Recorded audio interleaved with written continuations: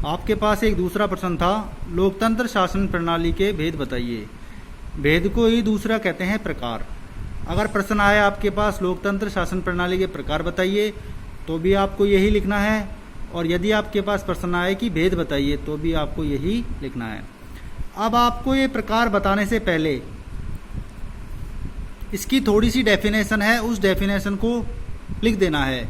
जैसे जनता के द्वारा किया गया शासन लोकतंत्र कहलाता है।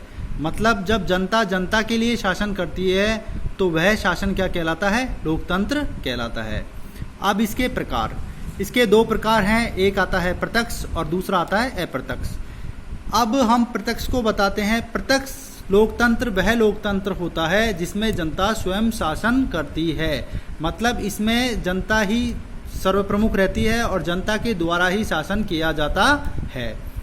इसका दूसरा रूप आता है अप्रत्यक्ष लोकतंत्र। अप्रत्यक्ष लोकतंत्र वह लोकतंत्र है जिसमें जनता स्वयं शासन की शक्ति का प्रयोग नहीं करती, बल्कि अपने चुने हुए प्रतिनिधियों के माध्यम से शासन करती है।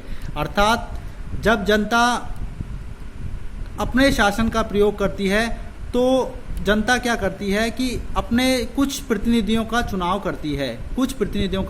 करती है और उनके माध्यम से शासन करवाती है। जैसे राजस्थान की बात की जाए तो राजस्थान में मुख्यमंत्री और केंद्र में बात की जाए तो प्रधानमंत्री।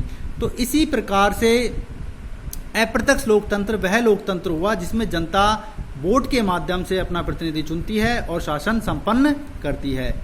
इसका प्रत्यक्ष उदाहरण है भारत। अब इसी में आपको एक प्रश्न और मिलता है।